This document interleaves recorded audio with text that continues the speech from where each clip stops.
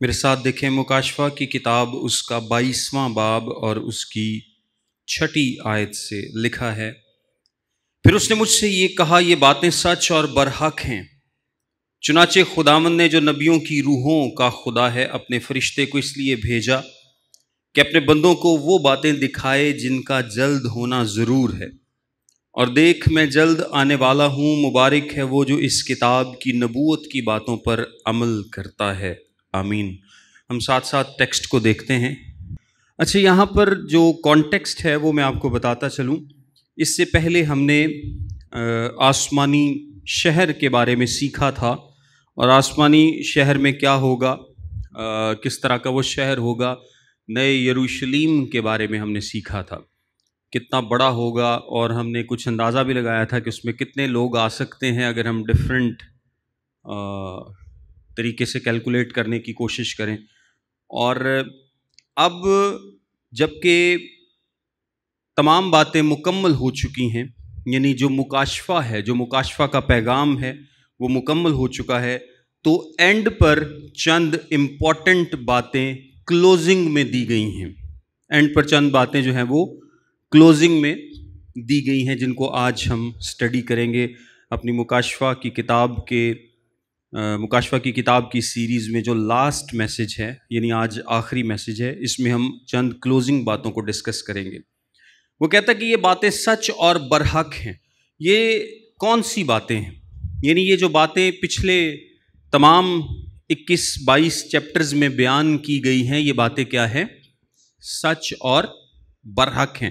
کیونکہ اگر آپ غور کریں تو بڑی عجیب قسم کی باتیں بھی اس میں کی گئی ہیں، یعنی اس میں عجیب مخلوقات کا ذکر ہے، اس میں عجیب ایونٹس کا ذکر ہے، اس میں بہت ساری ایسی باتیں ہیں جن پر یقین کرنا مشکل ہے، مشکل لگتا ہے، ان کو سمجھنا مشکل ہے، ان پر یقین کرنا مشکل ہے، لیکن کلام میں کیا لکھا ہے کہ یہ باتیں سچ اور برحق ہیں۔ اور یہ کہہ کون رہا ہے؟ اس چیپٹر میں آپ ایک بات نوٹ کریں گے، اس 6 آیت سے آنورڈ آخر تک، کہ کبھی فرشتہ گفتگو کر رہا ہے، کبھی یسوع مسیح گفتگو کر رہا ہے، کبھی کلیسیا کا ذکر ہے اور کبھی چرچ کا ذکر ہے، اور کبھی پھر فرشتہ دوبارہ سے بات کرنے لگتا ہے، اور کبھی یوحنا بات کرتا ہے۔ تو میں ساتھ ساتھ آپ کو بتاؤں گا کہ یہ بات کون کہہ رہا ہے۔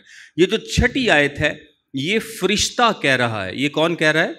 یہ فرشتہ کہہ رہا ہے کہ یہ باتیں سچ اور برحق ہیں، جو یعنی ساری باتیں تجھے دکھائی گئی ہیں، تجھے بتائی گئی ہیں۔ چنانچہ خداوند نے جو نبیوں کی روحوں کا خدا ہے۔ نبیوں کی روحوں کے خدا سے کیا مطلب ہے؟ یعنی وہی خدا جس نے نبیوں کو انسپیریشن دی، وہی خدا جو کلام کرتا ہوا آیا ہے، وہی خدا جو نبیوں سے کلام کرتا تھا، وہ خدا، اس خدا نے اپنے فرشتے کو اس لیے بھیجا کہ اپنے بندوں کو وہ باتیں دکھائے جن کا جلد ہونا ضرور ہے۔ جو خدا نبیوں کے ذریعے سے انسانوں سے کلام کرتا تھا، یہ باتیں بھی اسی خدا نے بتائی ہیں، یہ باتیں بھی اسی خدا نے بتائی ہیں۔ آگے لکھا ہے، اور دیکھ میں جلد آنے والا ہوں، مبارک ہے وہ جو اس کتاب کی نبوت کی باتوں پر عمل کرتا ہے۔ یہ جو لکھا نا، دیکھ میں جلد آنے والا ہوں، آئی ایم کمنگ کوئکلی، یہ بیسیکلی اس کا مطلب سپیڈ میں جلد آنا نہیں ہے۔ یہ جلدی آنا جو ہے یہ سپیڈ میں نہیں ہے کہ یسوع مسیح بہت سپیڈ میں آئے گا، نہیں۔ جلد آنے کا کیا مطلب ہے؟ یہ وقت میں آنے کی بات کی گئی ہے۔ اور اگر آپ اس کو اس طرح سے بھی کہہ سکتے ہیں کہ اس کا اس طرح سے بھی مطلب لیا جاتا ہے کہ وہ اچانک آنے والا ہے۔ وہ کیا ہے؟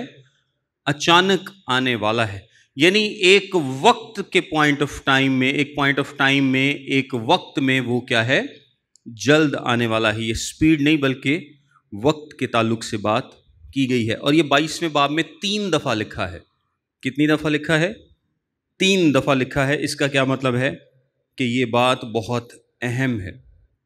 مبارک ہے وہ جو اس کتاب کی نبوت کی باتوں پر عمل کرتا ہے۔ آپ کو میں نے بتایا تھا کہ مکاشفہ کی کتاب میں 7 مبارک بادیاں ہیں، اور یہ ان میں سے 6 مبارک بادی ہے۔ اور مبارک بادی کس سے سٹارٹ ہوتی ہے؟ ہمیشہ مبارک ہے وہ سے۔ اس سے پہلے مبارک بادیاں کہاں پر لکھی ہوئی ہیں؟ پہاڑی باز میں مبارکبادیوں کا ذکر ہے۔ متی کی انجیل کے 5ویں سے 7ویں باب میں پہاڑی باز کو ہم بڑی تفصیل کے ساتھ دیکھتے ہیں، اور اس میں بار بار لکھا ہے مبارک ہے وہ، مبارک ہے وہ، مبارک ہے وہ۔ سو جب ایک بات اس بات سے سٹارٹ ہو کہ مبارک ہے وہ، تو اس کا کیا مطلب ہے کہ وہ مبارک بادی ہے، بیٹیچیوڈ ہے۔ اور مکاشفہ کی کتاب میں بھی 7 مبارک بادیاں ہیں، یہ ان میں سے 6ٹی مبارک بادی ہے، یعنی مبارک ہے وہ جو اس کتاب کی نبوت کی باتوں پر عمل کرتا ہے۔ نبوت کی باتوں مطلب پروفیسی پر۔ کیا ہے یہ؟ پروفیسی ہے۔ مکاشفہ کیا ہے؟ پروفیسی ہے، نبوت ہے۔ پھر آگے لکھا ہے میں وہی یوحنا ہوں۔ اچھا، 6 اور 7ویں آیت میں کون بول رہا ہے؟ فرشتہ بول رہا ہے، اور یہ وہی فرشتہ ہے جس نے یوحنا کو پریویس ساری باتیں دکھائی تھی۔ پھر 8ویں آیت میں لکھا ہے میں وہی یوحنا ہوں جو ان باتوں کو سنتا اور دیکھتا تھا، اور جب میں نے سنا اور دیکھا تو جس فرشتے نے مجھے یہ باتیں دکھائیں، میں اس کے پاؤں پر سجدہ کرنے کو گرا۔ اس نے مجھ سے کہا خبردار ایسا نہ کر، میں بھی تیرا اور تیرے بھائی نبیوں اور اس کتاب کی باتوں پر عمل کرنے والوں کا ہم خدمت ہوں، خدا ہی کو سجدہ کر۔ اب دیکھیں یہاں پر ایک انٹرسٹنگ چیز ہم دیکھتے ہیں کہ یوحنا اتنی نبوتیں، اتنی رویا دیکھنے کے بعد، نبوتیں سننے کے بعد، سمجھنے کے بعد، آسمانی چیزیں دیکھنے کے بعد، مکاشفات کے بعد، پھر بھی وہ کیا کرتا ہے؟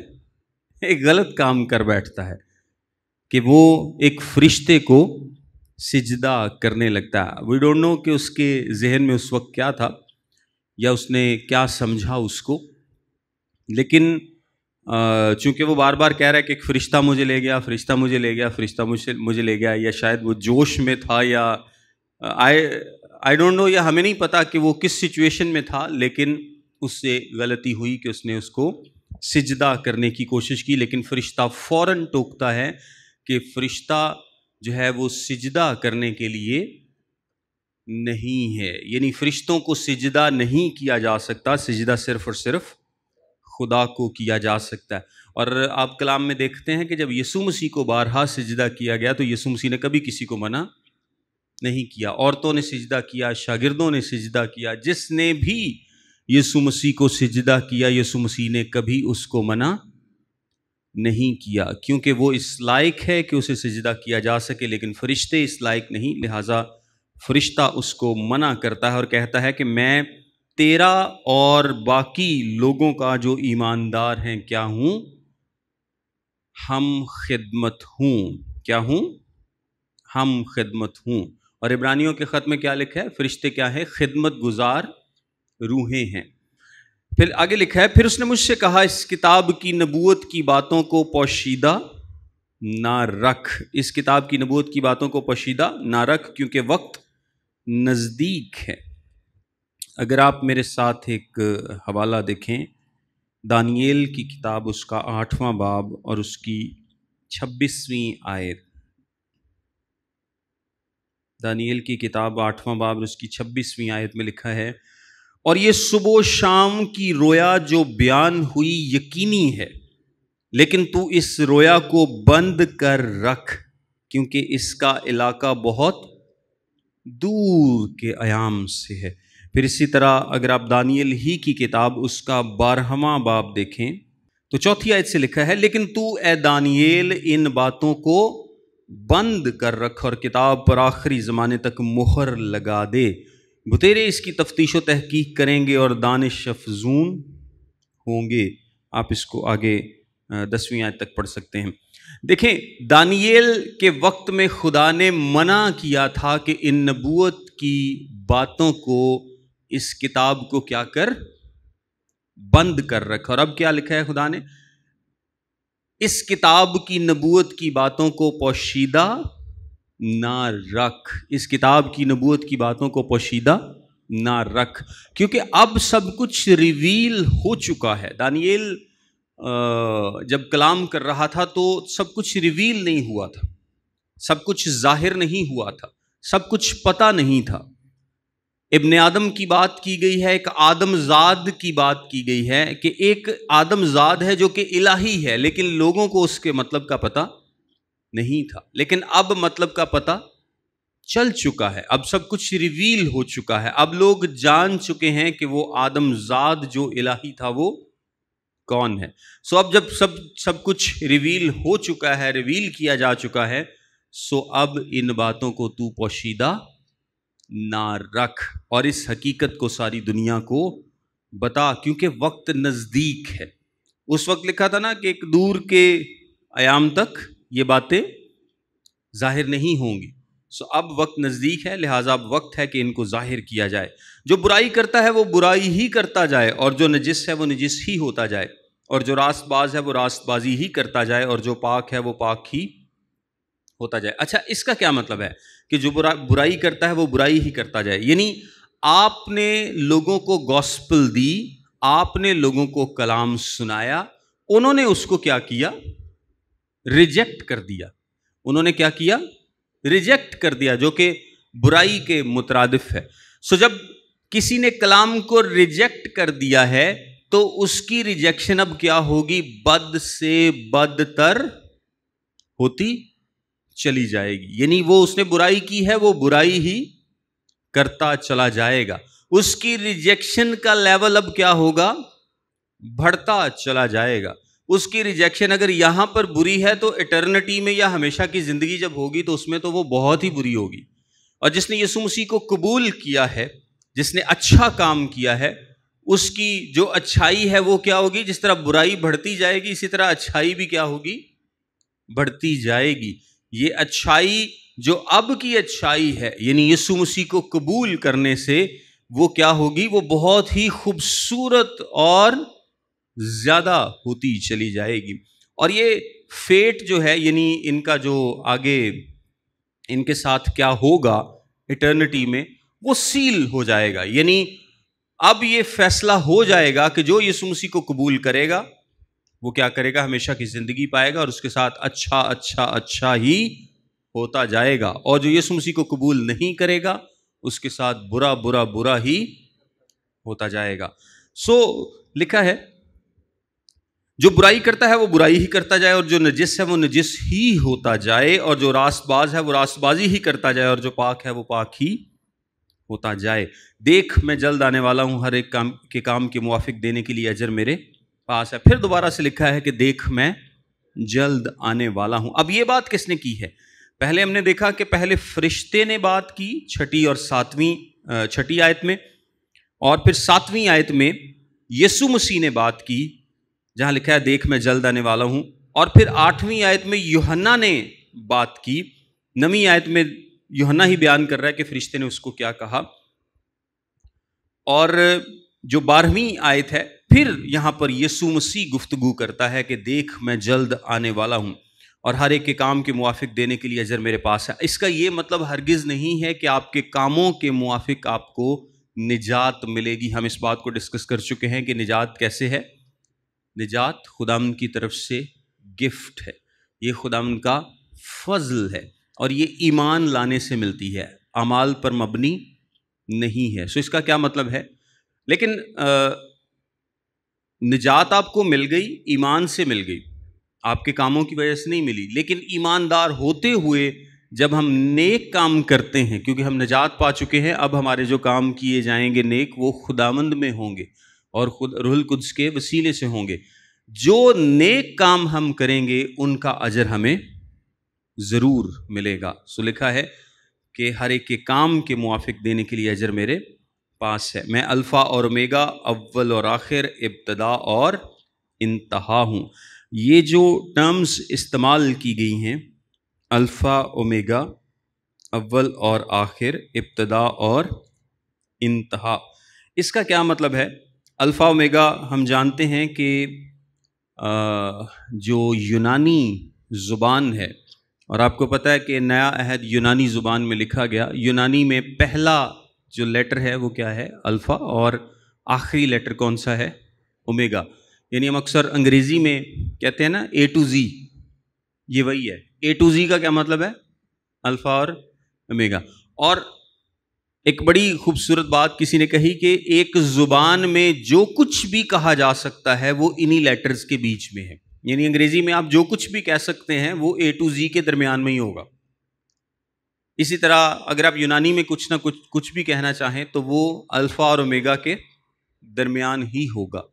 اسی طرح یسوع مسیح ہی شروع ہے اور یسوع مسیح ہی آخر ہے. سب کچھ اسی میں ہے، سب کچھ اسی میں ہے، اور اس کے سوا کچھ نہیں ہے، اس کے سوا کچھ نہیں ہے. اور آپ یسوع مسیح کو، یعنی وہی ایک ایماندار کی زندگی کا شروع ہے، وہی ایک ایماندار کی زندگی کا مڈل ہے، اور وہی ایک ایماندار کی زندگی کا آخر بھی ہے. سب کچھ یسوع مسیح ہے.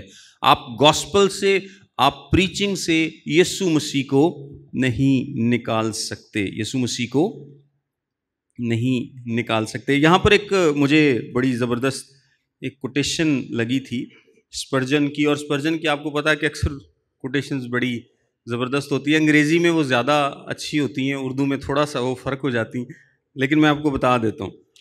وہ کہتا ہے کہ آرتھوڈاکسی پریچ کریں یا ڈاکسی پریچ کریں، اگر آپ مسیح کو نکال دیں تو آسمان میں من نہیں ہے، آسمان میں من نہیں ہے، چٹان میں پانی نہیں ہے، طوفان میں سہارا نہیں ہے، بیماری میں شفا نہیں ہے، موت میں زندگی نہیں ہے.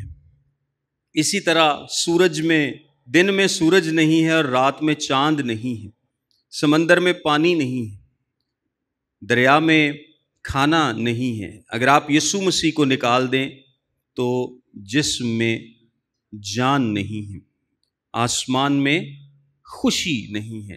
آپ ہر چیز کو اس کے مطلب سے جدا کر دیں گے اگر آپ یسوع مسیح کو اپنی گاسپل سے نکال دیتے ہیں یا یسوع مسیح کو پریچ نہیں کرتے. اور ہم اس بات پر ایمان رکھتے ہیں کہ ہماری تعلیم میں یسوع مسیح ہی مرکزی خیال ہونا چاہیے، یسوع مسیح ہی تھیم ہونا چاہیے، یسوع مسیح ہی کو ہمیں بیان کرنا چاہیے. یعنی ہماری ہر پریچنگ میں، ہر گاسپل میں، ہر میسج میں یسوع مسیح ہی ہونا چاہیے. اگر آپ پرانے عہد سے کوئی میسج دے رہے ہیں، آپ نئے عہد سے دے رہے ہیں، آپ کہیں سے بھی دے رہے ہیں، آپ کچھ بھی بات کر رہے ہیں، آپ کا میسج یسوع مسیح کے بغیر نہیں ہو سکتا. آپ آدم کی بات کریں، داؤد کی بات کریں، سلیمان کی بات کریں، کسی کی بھی بات کریں، آپ کے میسج میں یسوع مسیح لازمی ہونا چاہیے. کیونکہ یہ ساری چیزیں کس کے لیے تھیں؟ یہ سارا پلان یسوع مسیح کے لیے تھا. پھر آگے لکھا ہے، مبارک ہیں وہ جو اپنے جامے دھوتے ہیں کیونکہ زندگی کے درخت کے پاس آنے کا اختیار پائیں گے اور ان دروازوں سے شہر میں داخل ہوں گے. اس کا کیا مطلب ہے؟ اپنے جامے برے کے خون سے دھونا. جامے، آپ کو پتا ہے کہ ہماری خلاصی کس کے وسیلے سے ہے؟ یسوع مسیح کے خون کے وسیلے سے، اس کے بیش قیمت خون کے وسیلے سے ہم نے خلاصی پائی ہے، ہم نے نجات پائی ہے. اس کا مطلب ہے کہ وہ لوگ جو یسوع مسیح پر ایمان لائے ہیں، یہ وہ لوگ ہیں جنہوں نے اپنے جامے دھوئے ہیں. وہ زندگی کے درخت کے پاس آنے کا اختیار پائیں گے اور ان دروازوں سے شہر میں داخل ہوں گے. مگر کتے اور جادوگر، حرام کار اور خونی اور بت پرست اور جھوٹی بات کا ہر ایک پسند کرنے والا اور گھڑنے والا باہر رہے گا. اچھا، یہاں پر ایک انٹرسٹنگ بات ہے اور اکثر لوگ اس کو ایسوسیٹ بھی کرتے ہیں. ایک پرانے عہد میں بھی آپ کو ایک حوالہ ملتا ہے اس کے تعلق سے، اور یہ جو کتے یہاں پر لفظ استعمال ہوا ہے، اس سے مراد ایک گھنونا انسان ہوتا ہے. اور اگر میں آپ کو تھوڑا سا عبرانی کانٹیکسٹ میں جو پرانے عہد میں استعمال ہوا ہے، کتے کی کمائی بیسیکلی، تو یہ کتے کی کمائی وہ نہیں ہے جو کتے بیچ کے ہوتی ہے، یہ بیسیکلی دلالی کی کمائی ہے. پروسٹیٹیوشن کے بزنس سے جو کمائی کی جاتی ہے اس کو اس کمائی کے ساتھ ریفر کیا گیا ہے. یعنی یا آپ خود پروسٹیٹیوشن کے بزنس میں ہیں، یا آپ دلالی کرتے ہیں، یا کچھ بھی اس طرح کا کوئی بھی کمائی جو اس بزنس کے ساتھ ریلیٹڈ ہے اس کو ایک کتے کی کمائی کہا گیا ہے. یا اس کو، یہ جو کتے لفظ استعمال کیا گیا ہے، بیسیکلی یہ ادھر بھی اس کا ریفرنس ہے. لیکن انتہائی گھنونا انسان، خدا کی نظر میں انتہائی گھنونا انسان. سو اس طرح کے انسان جو ہیں وہ باہر رہیں گے. جادوگر، حرام کار، خونی، بت پرست، جھوٹی بات کا ہر ایک پسند کرنے اور گھڑنے والا باہر رہے گا. اچھا، یہ کتے کی کمائی سے میں ایک بات آپ کو بتاتا چلوں کہ دیکھیں، جو کمائی غلط سورس سے آ رہی ہے نا، وہ خدا کے حضور میں قابل قبول نہیں ہے.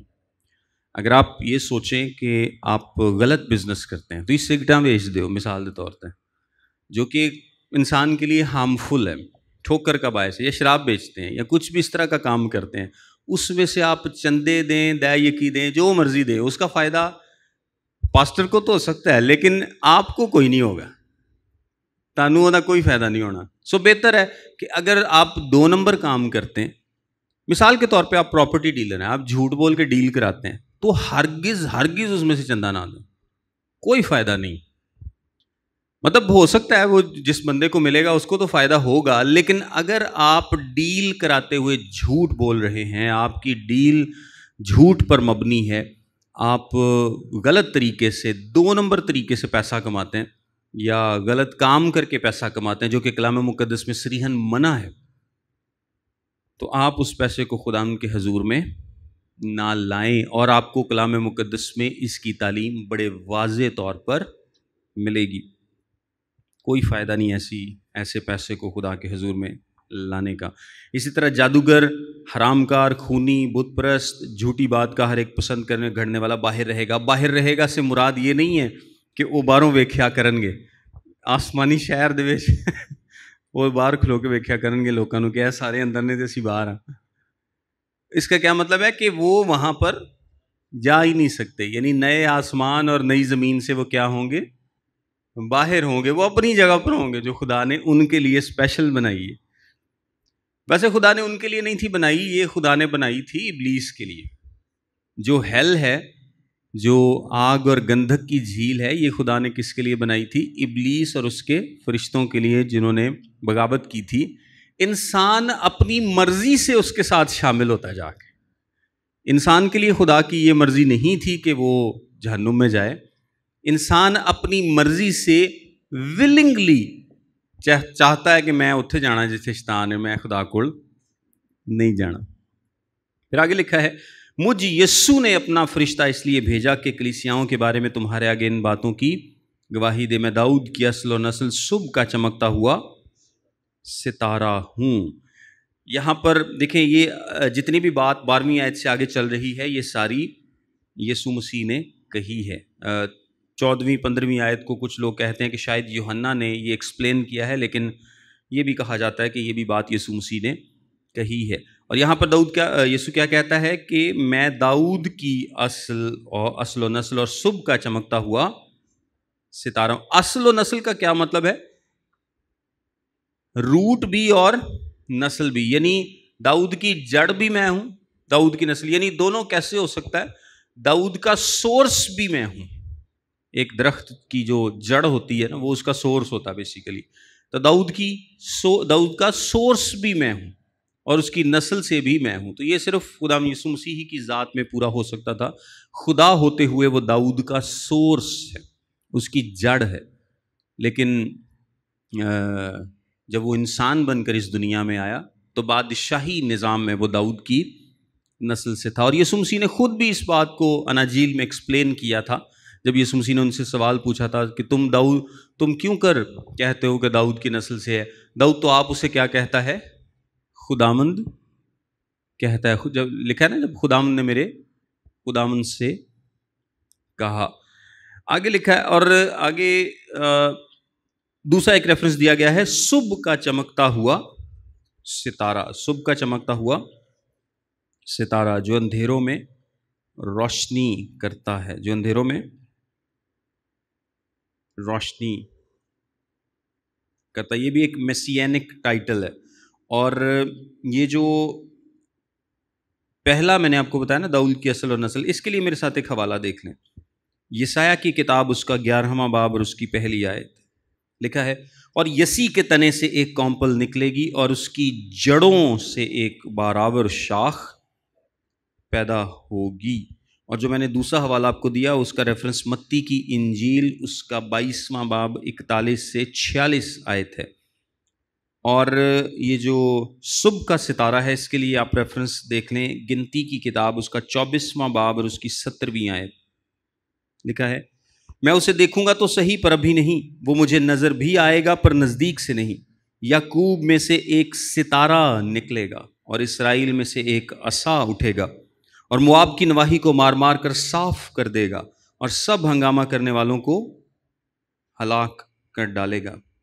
آگے لکھا ہے اور روح اور دلہن کہتی ہیں آ، اور سننے والا بھی کہے آ، اور جو پیاسا ہو وہ آئے اور جو کوئی چاہے آب حیات مفت لے، یعنی اسپرٹ بھی کہتی ہے آ اور چرچ بھی کہتا ہے کہ آ۔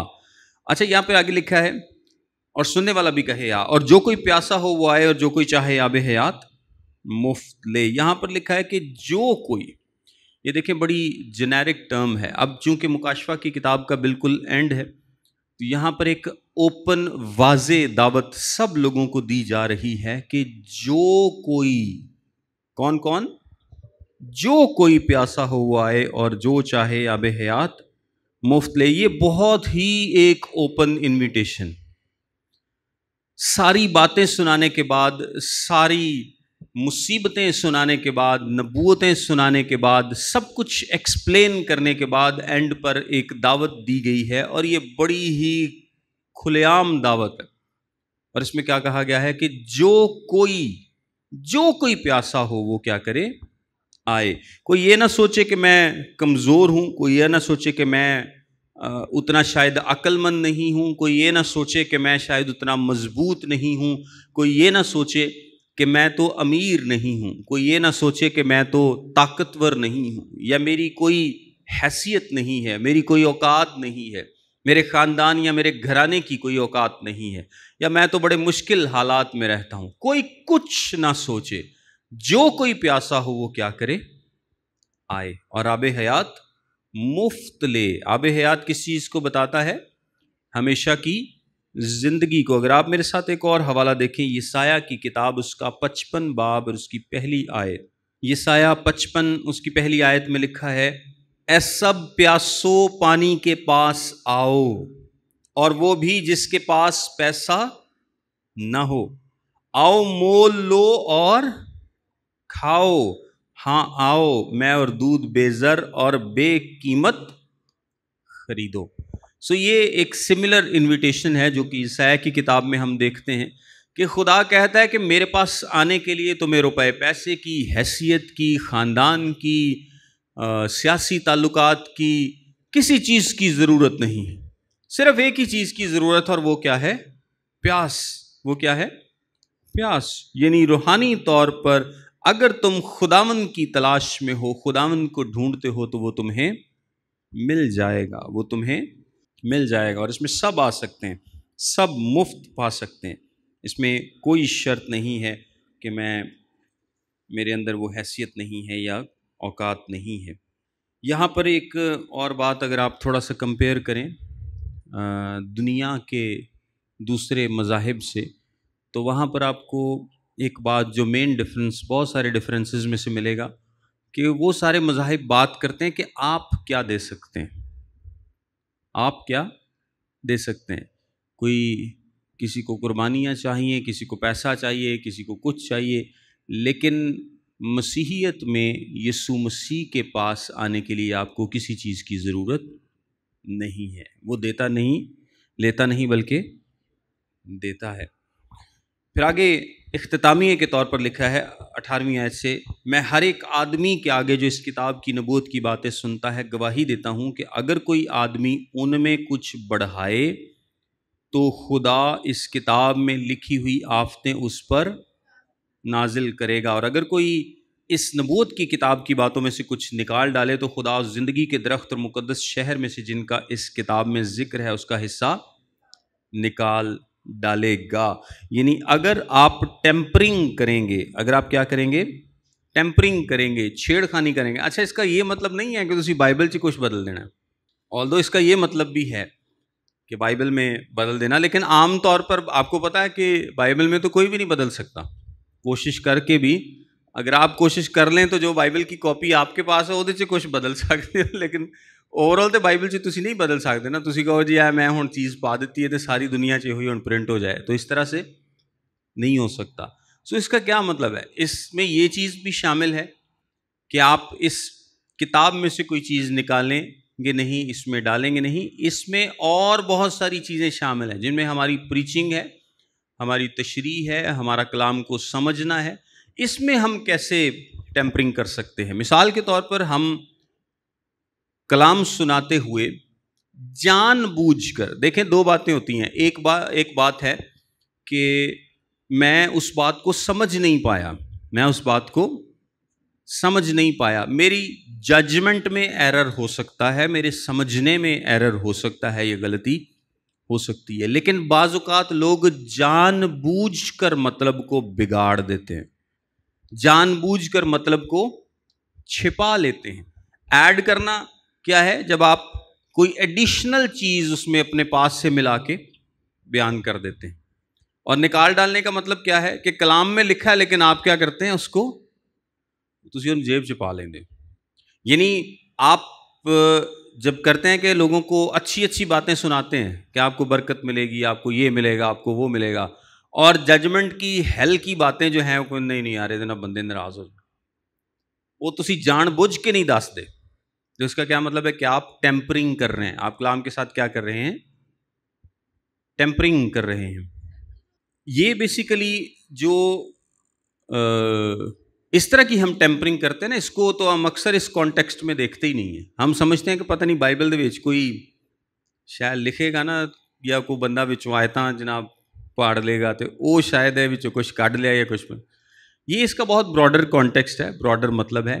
آپ کلام مقدس کے ساتھ چھیڑ خانی نہیں کر سکتے. میرے ساتھ ایک حوالہ دیکھیں، استثناء کی کتاب اس کا 12واں باب، استثناء کی کتاب اس کا 12واں باب اور اس کی 32ویں آیت میں لکھا ہے، جس بات کا میں حکم کرتا ہوں تم احتیاط کر کے اس پر عمل کرنا، اور تو اس میں نہ تو کچھ بڑھانا اور نہ اس میں سے کچھ گھٹانا.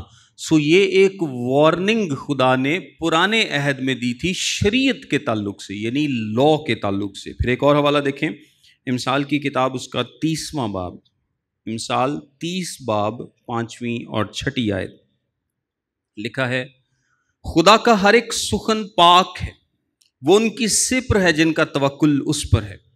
تو اس کے کلام میں کچھ نہ بڑھانا، مبادا وہ تجھ کو تنبیہ کرے اور تو جھوٹا ٹھہرے. پھر یرمیاہ کی کتاب اس کا 26واں باب اور اس کی 2 آیت دیکھیں.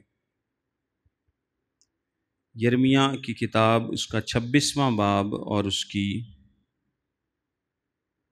2 آیت میں لکھا ہے کہ خداوند یوں فرماتا ہے کہ تو خداوند کے گھر کے صحن میں کھڑا ہو اور یہودا کے سب شہروں کے لوگوں سے جو خداوند کے گھر میں سجدہ کرنے کو آتے ہیں وہ سب باتیں جن کا میں نے تجھے حکم دیا ہے ان سے کہہ دے، ایک لفظ بھی کم نہ کر. یہ سملر وارننگز آپ کو ملتی ہیں سب سے پہلے لا میں بھی ملتی ہے، یعنی شریعت کی کتاب میں. اس کے بعد آپ کو وزڈم لٹریچر میں یعنی امثال کی کتاب میں بھی ملتی ہے، اور اس کے بعد آپ کو پروفٹس یعنی نبیوں کی کتابوں میں، یرمیاہ کی کتاب میں بھی ملتی ہے، اور اس کے بعد پھر نئے عہد میں بھی ملتی ہے یعنی مکاشفہ کی کتاب میں. سو یہ کوئی نیو وارننگ نہیں ہے، خدا کی ہمیشہ سے یہ وارننگ رہی ہے کہ اس کے کلام میں یعنی پیدائش سے مکاشفہ تک 66 کتابیں جو ہمارے پاس ہیں، کسی میں بھی ٹیمپرنگ نہیں کی جا سکتی، کسی میں بھی کچھ بڑھایا یا گھٹایا نہیں جا سکتا، کسی کے مطلب کو چینج نہیں کیا جا سکتا. اور جو کوئی ایسا کرنے کی کوشش کرے گا وہ اپنے اوپر ہلاکت اور تباہی لائے گا. آپ اپنے لیے کر سکتے ہیں چینج، سب کے لیے چینج نہیں کر سکتے. یعنی آپ خود کوئی مطلب بگاڑ کے چند لوگوں پر انفلوئنس ہو سکتے ہیں، لیکن اگر آپ یہ سوچیں کہ میں بس کلام چیک ایسی چینج کر دیتی ہے کہ آج تو بعد ساری عمر لی چینج ہی رہے گی، تو ایسا ہو ہی نہیں سکتا. اس لیے نہیں ہو سکتا کیونکہ خدا قادر مطلق ہے، تسی نہیں ہو. تسی اپنی زندگی برباد کر سکتے ہو یا اپنے لاگے کسی دی کر سکتے ہو، سارے دی زندگی تسی برباد نہیں کر سکتے. سو یہ وارننگ دی گئی ہے کہ ایسا کوئی بھی شخص نہ کرے اور نہ ہی ایسا کوئی سوچے. اس کے بعد لکھا ہے جو ان باتوں کی گواہی دیتا ہے وہ یہ کہتا ہے کہ بے شک میں جلد آنے والا ہوں. دیکھیے تیسری دفعہ لکھا ہے کہ میں جلد آنے والا ہوں. اور اس کے بعد یہ کس نے کہا؟ یسوع مسیح نے. اور پھر یوحنا کیا کہتا ہے؟ آمین. یوحنا کیا کہتا ہے؟ آمین. اے خداوند یسوع آ. خداوند یسوع کا فضل مقدسوں کے ساتھ رہے. یہ جو اینٹیسپیشن ہے یسوع مسیح کے آنے کی، یعنی ہم نے دیکھا کہ 3 دفعہ لکھا ہے کہ میں جلد آنے والا ہوں، اور کلیسیا بھی کہتی ہے کہ آ، دلہن بھی کہتی ہے کہ، یعنی چرچ بھی کیا کہتا ہے کہ آ، اور ہم سب بھی کیا کہتے ہیں کہ یسوع جلد آئے. دیکھیں ابتدائی چرچ، ہم تھیسلونیکیوں کے خط میں بھی پڑھتے ہیں اور بعد میں بھی، وہ اس اینٹیسپیشن میں زندگی گزارتا تھا کہ یسوع بہت جلد آنے والا ہے. ان کا خیال تھا کہ یسوع مسیح کی کمنگ بالکل دروازے پر، بالکل وہ آنے والا ہے، اور اسی طرح سے وہ زندگی گزار رہے تھے. بلکہ کچھ لوگوں نے تو کام تک کرنا چھوڑ دیا تھا، اور بعد میں پولس پھر ان سے یہ بھی کہتا ہے کہ یہ رویہ ٹھیک نہیں ہے. یعنی وہ لوگ اینٹیسپیشن میں زندگی گزار رہے تھے، وہ اس امید میں زندگی گزار رہے تھے کہ یسوع مسیح کسی بھی وقت آ سکتا ہے. یہی بات خدا ہم سے بھی چاہتا ہے. بے شک اس بات کو 2000 سال گزر چکے ہیں، لیکن ہم اب بھی کنارے پر ہی ہیں. وہ کسی بھی ٹائم آ سکتا ہے، وہ کسی بھی وقت آ سکتا ہے. لکھا ہے کہ سب لوگ جس طرح نوح کے زمانے میں تھے، بیاہ شادیاں کر رہے تھے، اپنے اپنے کاموں میں مصروف تھے، اور کوئی سوچ بھی نہیں رہا تھا کہ شاید کچھ ایسا ہوگا. اور پھر کیا ہوا؟ نوح کا طوفان آ گیا. اسی طرح آخری زمانے میں بھی ہوگا کہ لوگ بیاہ شادی میں مصروف ہوں گے، اور وہ ایکسپیکٹ بھی نہیں کر رہے ہوں گے، اور مسیح کیا ہوگا؟ آ جائے گا. اگر میرے ساتھ ایک حوالہ دیکھیں، دوسرا پطرس کا خط، اس کا 3 باب اور اس کی 3 آیت سے لکھا ہے، اور یہ پہلے جان لو کہ اخیر دنوں میں ایسے ہنسی ٹھٹھا کرنے والے آئیں گے جو اپنی خواہشوں کے موافق چلیں گے، اور کہیں گے کہ اس کے آنے کا وعدہ کہاں گیا؟ کیونکہ جب سے باپ دادا سوئے ہیں اس وقت سے اب تک سب کچھ ویسا ہی ہے جیسا خلقت کے شروع سے تھا. وہ تو جان بوجھ کر یہ بھول گئے کہ خدا کے کلام کے ذریعے سے آسمان قدیم سے موجود ہیں، اور زمین پانی میں سے بنی اور پانی میں قائم ہے. انہی کے ذریعے سے اس زمانے کی دنیا ڈوب کر ہلاک ہوئی، مگر اس وقت کے آسمان اور زمین اسی کلام کے ذریعے سے اس لیے رکھے ہیں کہ جلائے جائیں، اور وہ بے دین آدمیوں کی عدالت اور ہلاکت کے دن تک محفوظ رہیں گے. سو پطرس اس ایونٹ کو بیان کر رہا ہے کہ کیسے سب کچھ ہوگا. اور یہ پطرس کے زمانے میں بھی تھا، یعنی لوگ مذاق کرتے تھے کہ جی وہ وعدہ کہاں گیا؟ یسوع مسیح نے تو کہا تھا کہ میں جلد آنے والا ہوں. اور یہ اس کے بعد اور آج تک لوگ اس بات کا مذاق بناتے ہیں کہ جی یسوع مسیح نے کہا تھا میں جلد آنے والا ہوں. لیکن اس بات کا جو مطلب ہے وہ کیا ہے کہ یسوع مسیح جلد آنے والا ہے، اور ہمیں اس اینٹیسپیشن میں، ہمیں اس امید میں اپنی زندگیوں کو گزارنا ہے. یہ نہیں سوچنا کہ ابھی بہت دیر ہے یا پتہ نہیں یسوع مسیح کب آئے گا. آپ کو یہ بات شاید تھوڑی سی عجیب لگے، لیکن جو چرچ سیکنڈ کمنگ پر بہت زیادہ فوکس کرتے ہیں، دیکھیں وہ بائبل کی اسپرٹ کے بہت قریب ہیں. فوکس اس طرح سے کہ وہ اس اینٹیسپیشن میں، اس امید پر اس دنیا میں زندگی گزارتے ہیں کہ ہم، کیونکہ جب آپ اس امید پر دنیا میں زندگی گزارتے ہیں نا کہ ہم یہاں پر عارضی قیام کیے ہوئے ہیں، ہم پردیسی ہیں، ہم مسافر ہیں، تو پھر آپ دل نہیں لگاتے. تو آپ ناران کا گان مری شری جائیں، تو آپ نے کبھی بھی لانگ ٹرم نہیں سوچا کبھی لانگ ٹرم کہ یہاں پہ ہم کچھ یہ کام کر لیں، وہ کر لیں. آپ کسی ہوٹل میں بھی جائیں گے، اتنے کوئی ٹوٹی خراب بھی ہے نا، تو تسی کہنا یار سویر تک تے رہنا چھڈو پر، یا تسی یہ نہیں سوچنا کہ نہیں یار اسی کو مکینک بلائیے یہ کر لیں. مطلب ٹیمپرری ارینجمنٹس کی حد تک تو ٹھیک ہے، لیکن لانگ ٹرم آپ کچھ بھی نہیں سوچتے وہاں پر، کیونکہ آپ کو پتہ ہے کہ آپ ایک شارٹ سٹے کے لیے وہاں پر موجود ہیں، اور اس کے بعد آپ کیا ہوں گے؟ واپس آ جائیں گے. شارٹ سٹے کے لیے جو چیزیں آپ کو ریکوائرڈ ہیں آپ وہ ضرور کر لیں گے. ہوٹل والے نو کہہ دو کہ بھائی یہ ٹوٹی خراب ہے ٹھیک ہے, لیکن اس کی لانگ ٹرم پلاننگ میں آپ نہیں جائیں گے. اسی طرح اس دنیا میں بھی کچھ لوگ بہت لانگ ٹرم پلاننگ میں چلے جاتے ہیں کہ میں یہ کروں گا, اس کے بعد میری نسلیں سنور جائیں گی, میرے بچے یہ کریں گے, ان کے بچے یہ کریں گے, ان کے بچے یہ کریں گے, 7 نسلوں تک میں نے انتظام کر لیا, اور پتہ نہیں کیا کیا, بڑی لمبی پلاننگ کرتے ہیں. اور لیکن جو مسیحی جانتے ہیں کہ ہم اس دنیا میں ایک بہت مختصر وقت کے لیے ہیں, یہ زندگی بڑی مختصر ہے, وہ اس امید پر جیتے ہیں کہ یسوع مسیح جلد آنے والا ہے, دن برے ہیں, سو جتنا بادشاہی کا کام کیا جا سکتا ہے وہ جلد از جلد کر لیا جائے. کیونکہ اگر آپ ایسا کر بھی لیں مثال کے طور پہ کہ اب آپ سوچیں کہ جی میں تو جوان ہوں, ابھی تو میں نے کیریئر بنانا ہے, میں نے یہ کرنا ہے, میں نے وہ کرنا ہے, تو کیریئر بنانے میں آپ کو پتہ ہے کہ 10 سے 15 سال لگ جاتے ہیں کیریئر بنانے میں. اس سے پہلے تو نہیں بنتا, 10 سال سے پہلے تو کوئی کیریئر نہیں بنتا کسی کا بھی. اگر کوئی واقعی ایکسپرٹ ہونا چاہتا ہے تو وہ اپنی زندگی کا پرائم ٹائم یعنی 20-25 سال سے لے کے 30-35 سال تک کس چکر میں لگے رہتے ہیں؟ کیریئر بنانے میں. ضرور کیریئر بنائیں, محنت کریں جو خدا نے آپ کو فضل بخشا اس کے موافق, لیکن کلام کو آپ نے نہیں بھولنا. آپ نے اس دنیا میں جو بھی کرنا ہے وہ اس اینٹیسپیشن کے ساتھ کرنا ہے کہ مسیح جلد آنے والا ہے. جو لوگ کیریئر بنانے کے یا بزنس کے یا نوکریوں کے یا باقی چکروں میں ایسے پڑ جاتے ہیں کہ وہ بالکل خدا کو بھول جاتے ہیں, بائبل سٹڈی تک نہیں کرتے, دعا نہیں کرتے, بالکل خدا سے دور ہو جاتے ہیں, اور صرف ایک نامنل سے مسیحی رہ جاتے ہیں جو صبح اٹھ کے بسترے تے بہ کے دعا کرتا ہے, تے رات نو سون لگے بسترے تے بہ کے دعا کرتا 5 منٹ کی, یہ ویسے 5 منٹ بھی نہیں کرتے, ادو ہی چھیتی نبیڑ کے تے آ گئے. کئی تو وہ بھی نہیں کرتے.